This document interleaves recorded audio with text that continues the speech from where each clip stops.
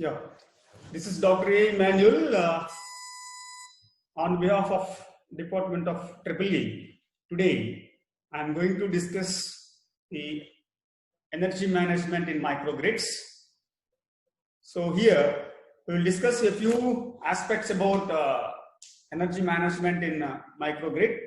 So before going to discuss about energy management in microgrid, I would like to discuss a brief about the present Indian grid.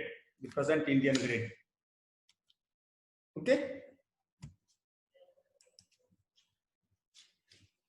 So if you see the total installed capacity of our country as on 30th April 2020.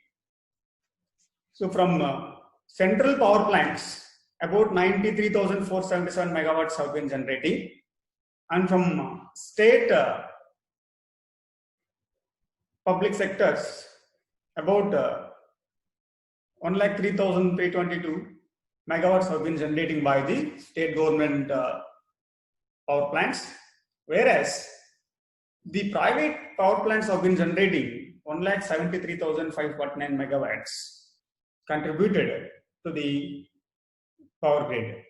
So around 3,70,348 megawatts of power have been generating by the generating plants in India. So among this, if you consider the share of central sector about 25.2% and state sector contribution 27.9%, coming to the private sectors contributing more power almost 46.9%. So among them here, if you consider the share of different sources, coming to the second table, total thermal power generation is about 62%. In the thermal power, there is more contribution from the bituminous coal, about 54.2%, and lignite coal about 1.7%, and gas 6.7%, diesel 0.1%. So the major generation is contributed by the thermal power generation. Afterwards, the hydro, which is also renewable, 12.4%, the nuclear 1.9%, and the renewable energy sources includes solar, wind, biomass, and biogas, and other renewable micro, mini, hydel power plants contributes around 23.6% of total power generation. So this is the power generating scenario of our country as on 30/4/2020.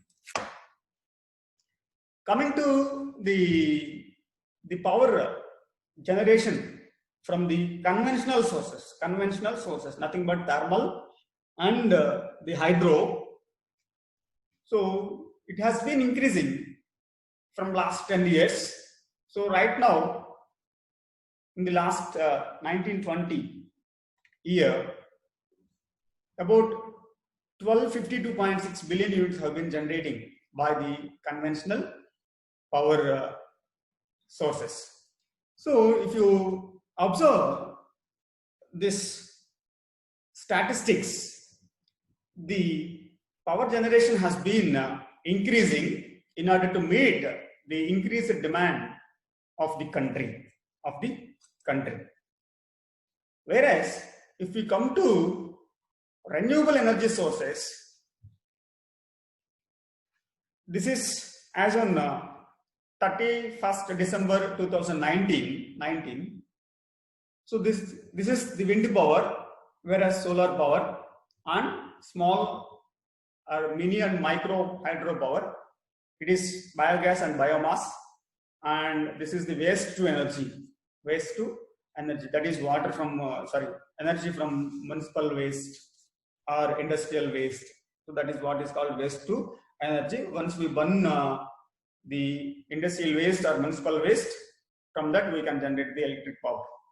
Okay, so therefore here about if you observe this table, about 85,908.37 megawatts have been generating by the renewable energy sources. In the year 2015, the government has decided to generate 175 gigawatts of power from the renewable energy sources by the year 2020.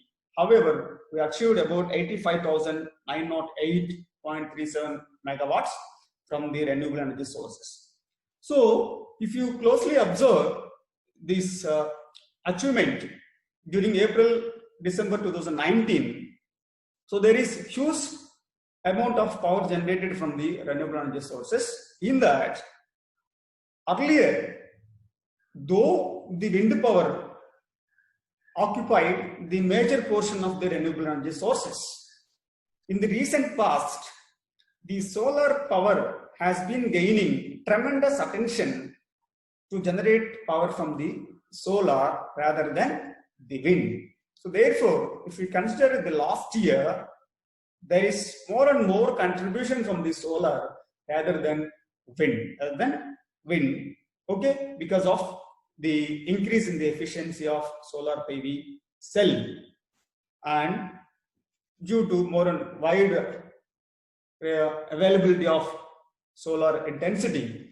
the demand for solar power generation has been increasing, and more and more number of people have been opting to generate the power from solar power. So if you consider the last year, about 7,591.99 megawatts power have been generated by the renewable energy sources. Okay, so therefore till now means this is the statistics from 31st/12/2019. About 85,908.37 megawatts have been generated by the renewable energy sources. So therefore, here if you observe the requirement and availability of energy for the last 10 years, if you consider the year 2009 to 10 to 11, there is more gap between the requirement and availability. So as the days passes, if you consider the present or for last 3 years, the gap between requirement and availability is very low. Okay, and that means the utilities and generation transmission units have been trying to meet the requirement of the load demand of the country, either from the conventional sources or renewable energy sources. But the appreciable thing is the generation from the thermal power plants have been reducing, whereas the generation from the renewable energy sources have been increasing. Due to that, the carbon emissions, which leads to polluting the environment, also reducing. So if you look into the total generation capacity of the country till date, so about 1389.1 billion units have been generating from both thermal or conventional and renewable energy sources in order to meet the demand of the country. So if you observe this figure, the power generation has been increasing. That indicates the power demand is also increasing. So here, as an engineers, we are always trying to meet the requirement of the customers or load requirement. So in order to meet the load requirement, we have been generating more and more amount of power, okay, which indirectly indicates the demand of electrical energy has been increasing. So therefore, as the demand increasing, as an engineer, we need to find the better sources to meet the load demand. Okay, so if you increase the thermal power plants, which depends majorly on fossil fuels. So if you increase the power generation from the thermal power plants, so there is a possibility of exhausting the fossil fuels, which also leads to the production of carbon emissions into the environment, which pollutes the environment. Okay, so because of that, the government also encouraging the private people to generate the power from the renewable energy sources. Because of that, the power generation from the renewable energy sources have been increasing in order to meet the demand. So therefore, so far we have seen the statistics of the Indian power sector in terms of generation, in terms of demand. So what are the different stages while meeting the load demand of the country, and where the power has been generating, and what are the technological changes have been taken place in order to meet the load demand. Because I think most of you know this structure of power system, which is conventional power grid, which is familiarly known to all of us. So which consists of the generating stations, transmission lines, and substations, and distribution feeders, and load. Okay, here red indicates generation, this is transmission, green distribution, and this is the customers. Okay, so in the earlier days, the power has been generated at specified locations, which are also called centrally located generating stations. Okay, and so they are located depending upon the availability of coal, availability of solar. Generating in the earlier in conventional grid, the power has been generated at centrally located generating stations, and it has been transported to the various parts of the country in order to meet the load demand. So here, as the power demand has been increasing, so therefore in order to meet the increased load demand, we have to increase the generating capacity as well as transmission and distribution capacity. Okay, so that increases the additional cost, which also increases the power quality issues and power stability issues. So therefore, in order to reduce all these issues and to reduce the transmission generation cost and the per unit cost, so the government has been encouraging the private people to generate the power at various places depending upon the availability of sources in terms of small, mini, micro capacity levels. So because of that, the more and more number of private people have been entered into the power generation sector in order to meet the increasing load demand of the country. Okay, so because of that, and increasing in technology at generation, transmission, distribution, and protection. So the structure of the power system has been changed due to technological advancements, which is named as advanced grid or smart grid. We will discuss. So what is running a power system about? So what is the greediness of a power system engineer?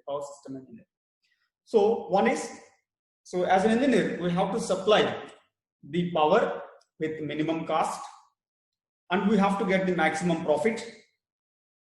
And while supplying the energy for low cost, the quality should not compromise with quality, and we have to supply the power with high reliability. And also the CO2 emissions must be reduced in order to save the nature. So therefore, these are all the challenges of a power system engineer while meeting the increased load demand. So the cost of unit must be minimum, and we have to get maximum profit. Okay, and customer has to satisfy. Okay, with quality, reliability, and cost. Quality, reliability, and we have to save the nature. Save the nature by reducing the CO2 emission. CO2 emission. So for that, what we need to do? So in order to reduce the emissions, we have to generate the less amount of power from the thermal, and we need to generate more and more amount of power from the renewable energy sources. Okay. So this is the smart grid, the structure of the smart grid, where the smart grid consists of the conventional power plants like thermal, hydro, nuclear. Apart from that, okay, there are more and more number of private people came into picture, okay, to generate the power, okay, through dedicated solar and wind power plants. These are dedicated solar and wind power plants, and the factories. So some of the factories are generating the power, especially sugar factories and other factories also generating the power from their waste. And smart houses, that means solar rooftops. Okay, so people have been generating power through solar rooftops, and they are evacuating their surplus power to the grid. And the cities and offices, like our college. So our college also having a 300 kilowatt solar PV system, so which also evacuate the power to the smart grid, and the electric vehicles, which are also called plug-in electric vehicles. Okay, sometimes the charge when vehicle is stationary or rest condition, they charge the power. Okay, and so they can utilize the power, and sometimes these vehicles may also export the power to the grid from the battery. Okay, so which are also called plug-in electric vehicles. So therefore, in the modern grid are also called smart grid. So all this equipment came into picture. Apart from this, so here there is one more important aspect called the communication. The communication also came into picture. So where this communication plays a vital role in the smart grid, from the utility grid, between utility grid generation and the consumer. Okay, so earlier in the conventional grid, the people who consume the power are called consumers. Now the people are called later on customers. Now the customers are also renamed as the prosumers in the smart grid. So where the prosumer means prosumer, consumer, prosumer, producing and consuming. Okay, so here if you take the smart house or the smart building, sometimes these two consumes the power when they are there. Suppose maybe if this house is equipped with solar rooftop during night time, okay, the power production from solar PV is very, very low, maybe nil. So that time it has to consume the power from the grid. But during daytime, the generation of the power is more than this demand. So it has to export the power to the grid, So it is producing during daytime, maybe during night time, it consumes the power from the grid. So therefore here, there is a two-way communication between the customer and the utility grid. So between these two, the communication plays a vital role in the modern or smart grid. And here one more important aspect is the customer has a choice of electing the required amount of the supplier. The customer has an option to select the supplier based on the quality of the power, reliability of the power, and cost of the power also, like our mobile communication. So yesterday you may be a Airtel customer, today you may be a Jio customer. Tomorrow, you may not be a Jio customer. So like that here in the power sector also, the customers has an option to choose the supplier depending upon the quality and cost reliability of the power. So therefore, these are all the different equipments present in the smart grid. Okay. So therefore, so here the smart grid is not a new one. So it is also existing grid only. But the only thing is the changes, the technological changes have been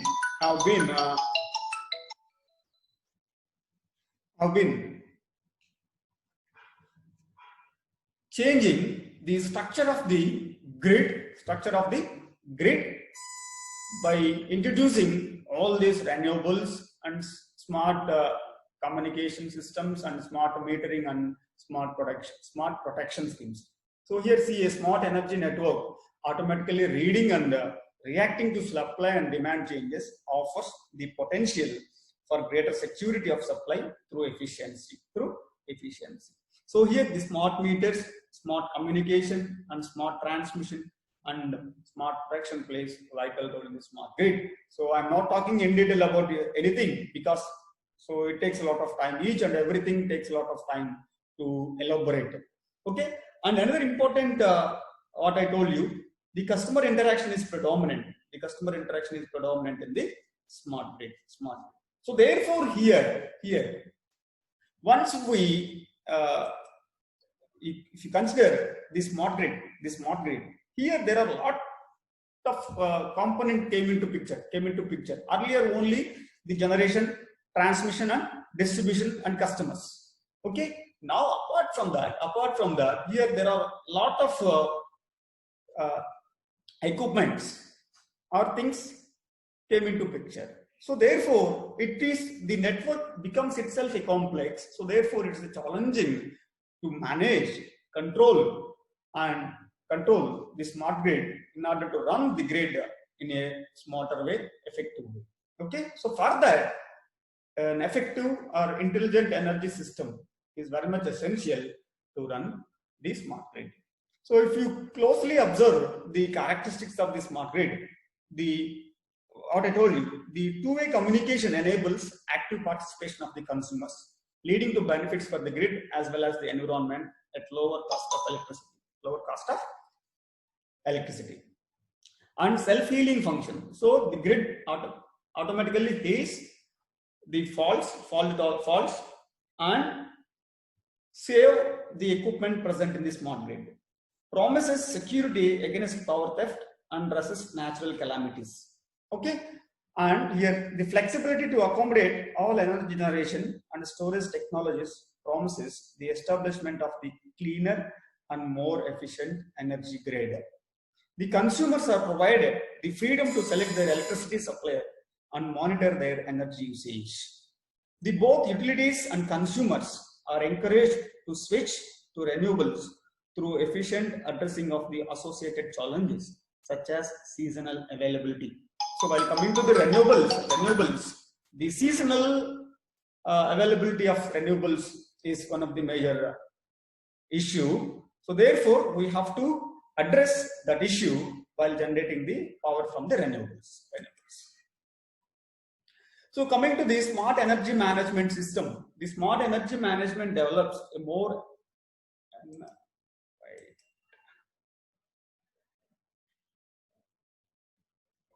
I will come to you last.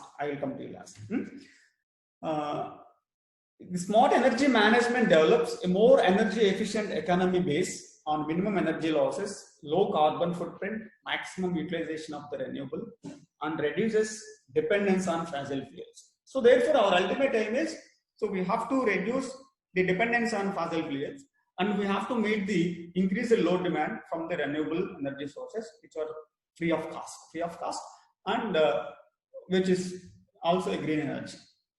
Okay. And these strategies adapted by global smart grid participants and potential points of the investment in the value chain. Okay. And we will discuss next.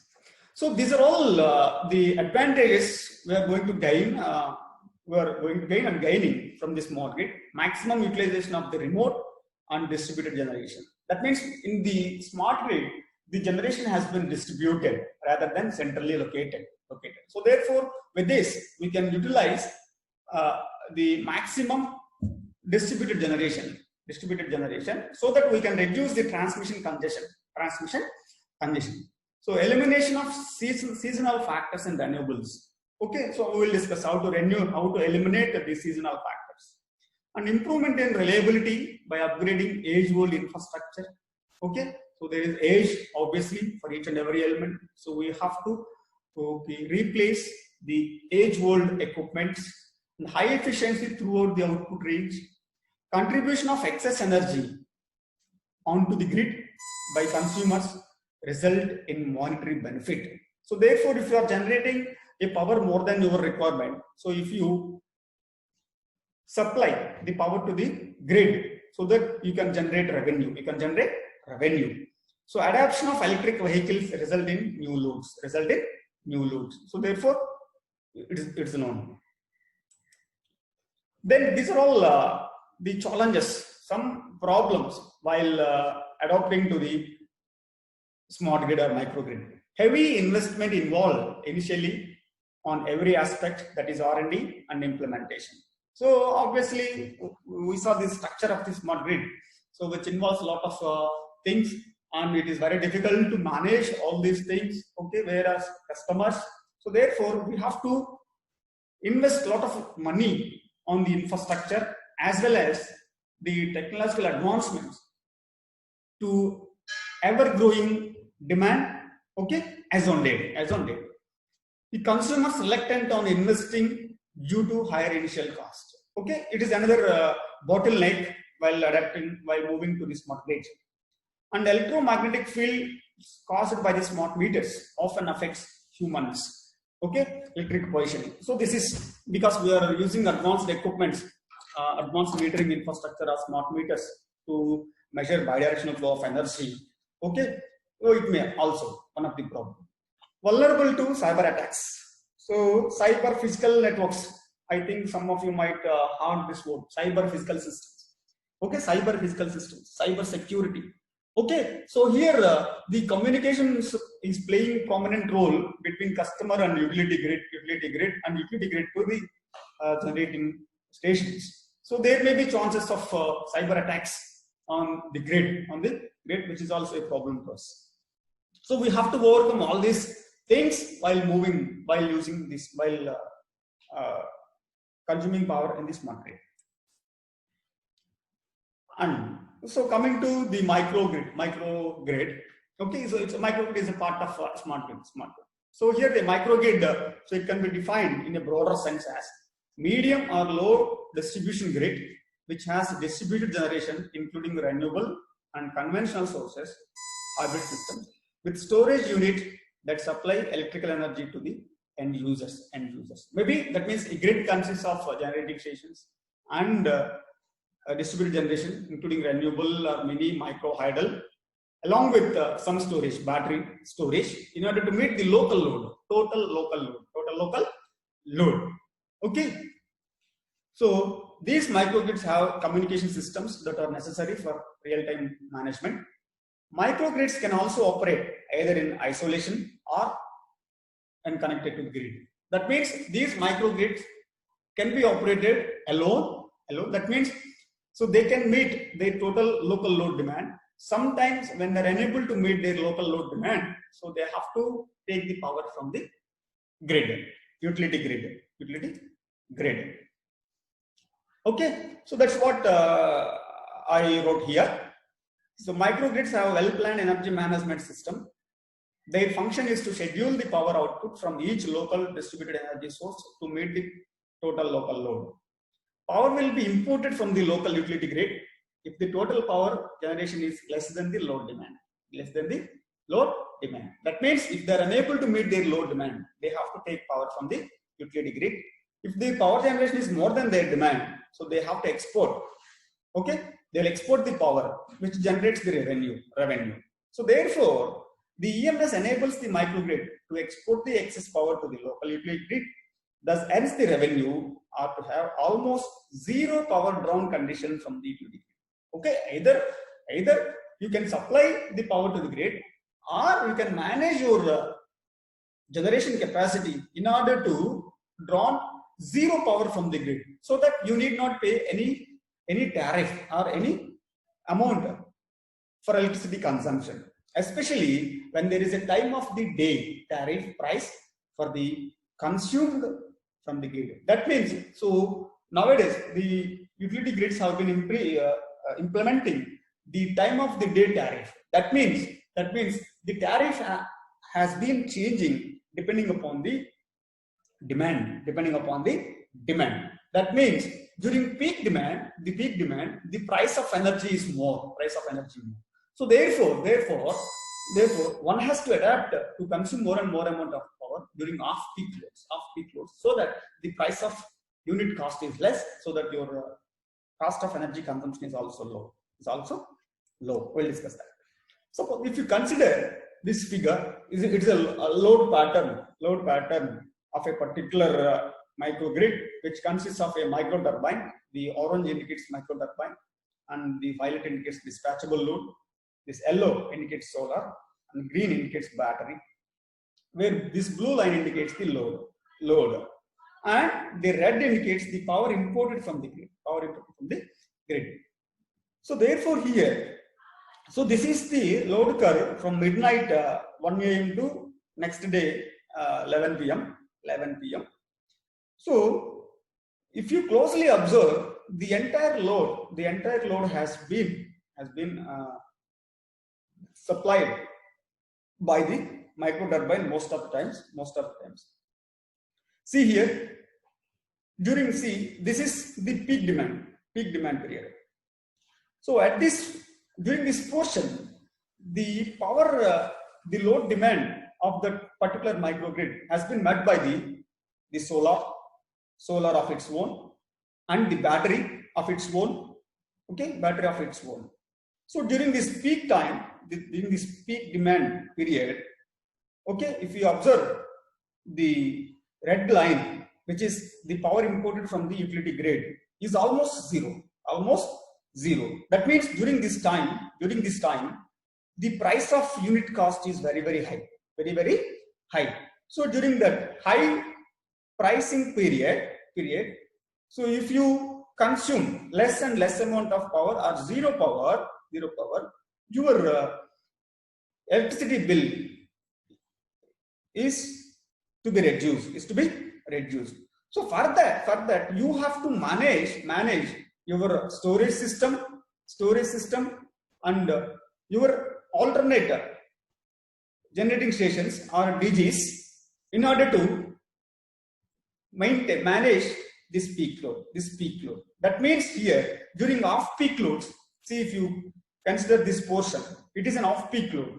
During off-peak load, you have to store energy through your batteries, okay, and you can import power from the grid, because the price of unit is too low. Wait for it. Why?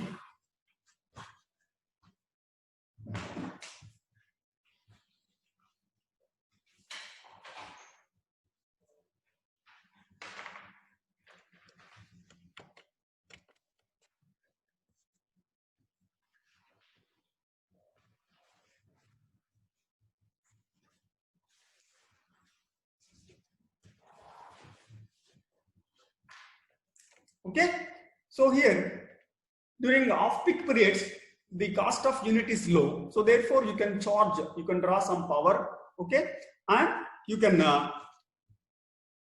use your charged batteries and local generation to meet the peak demand, so that your cost of energy of a month, maybe year, is low. Okay, so in this way here, so this way you have to manage your sources, maybe energy storage, maybe renewables. Okay, your generation, you have to manage your generation and utility importing power in order to reduce the energy consumption, okay, and cost of energy. So therefore, in order to manage these components or equipments, so you need to have an intelligent energy management system. This is main purpose behind the energy management system. So this slide is very important to understand the importance of energy management system. Okay.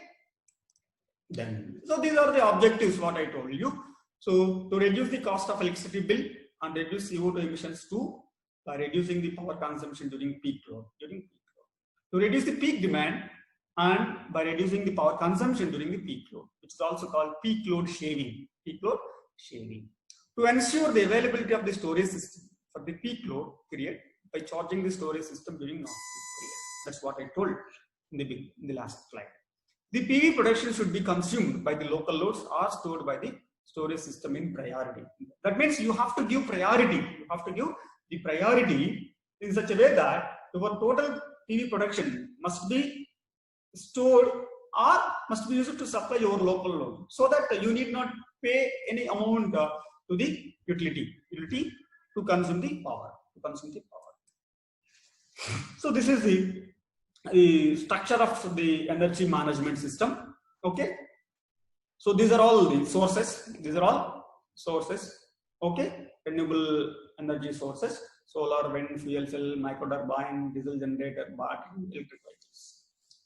And this is the energy management system. So here there are 4 components are there: data analysis, optimization, forecasting, and HMI, human machine interface. So you have to analyze the data, the present data and past data, okay, and to forecast the today's and future demand, okay, and you have to use an optimization technique. In order to manage the power generated by the local grid and power to be exported or imported from the utility grid. So for that you need to have an intelligent optimization techniques. So these are all can be done by a human machine interface.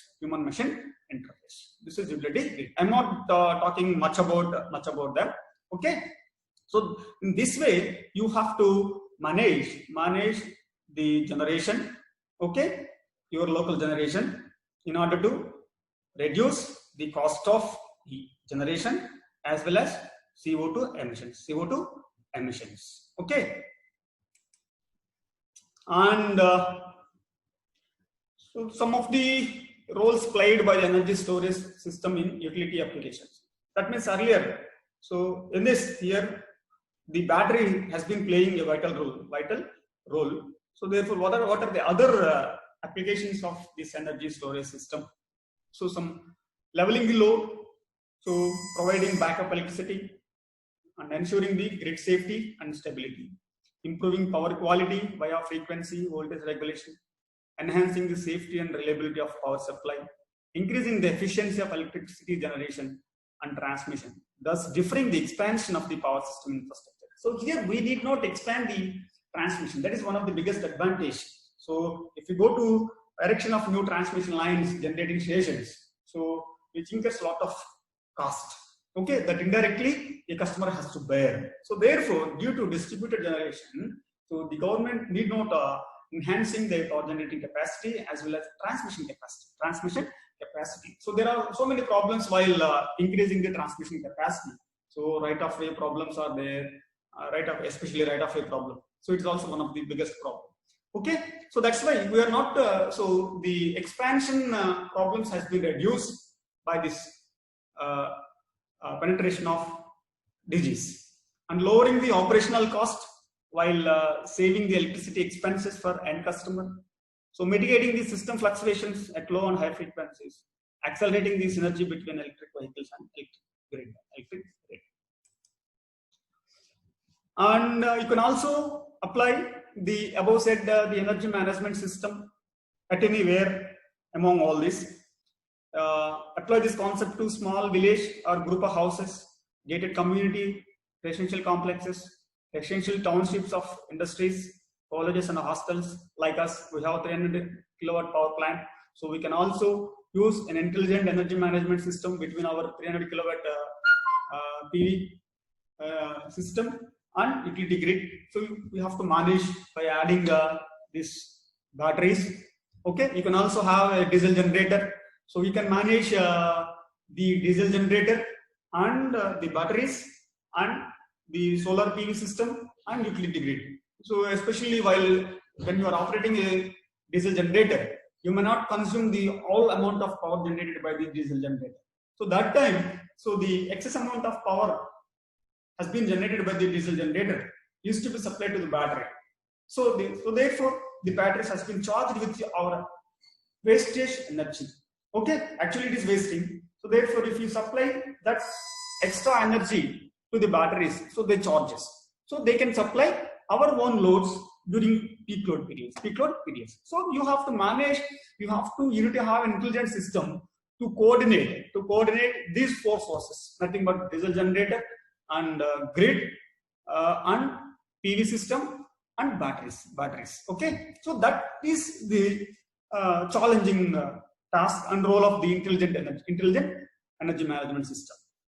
Okay, so used in villages, hilly areas where the grid supply is not available, agriculture loads, and used near many micro hydro residential complexes in remote hilly areas. Okay, so these are all the methods present in the microgrids so far.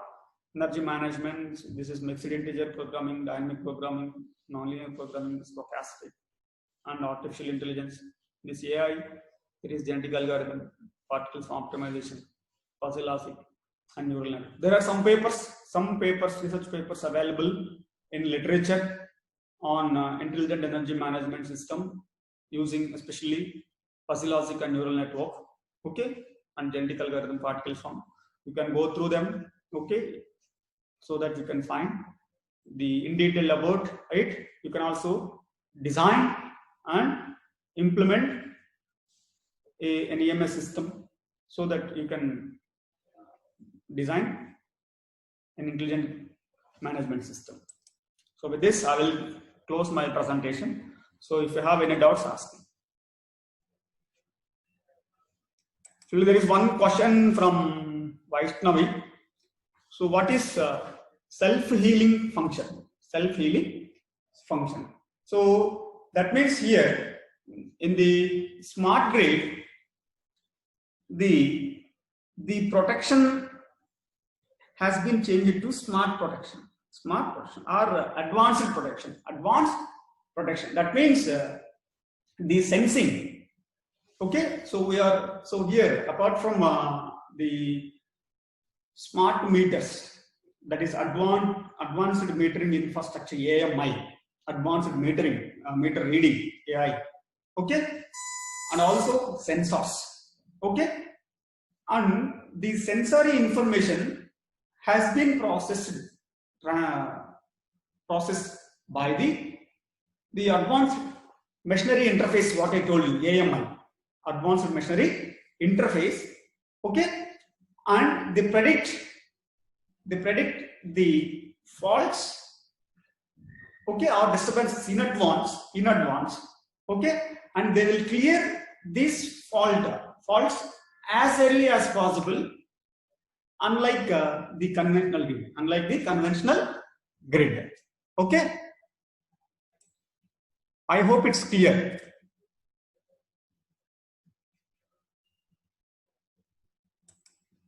I hope it's clear. Vaishnavi. Okay, fine. Any other questions from your end? So it's very interesting topic. Okay, so you can also have for your home, or if you are living in city, okay, for your apartment, or you can also design an intelligent energy management system for our college. You can also complete your project by taking our our 300 kilowatt PV system and you manage this PV system and grid with a battery storage. You can complete your project. Or you can use some fuzzy logic, which is somewhat easy. Fuzzy logic is you can easily learn and implement fuzzy logic to complete the project also.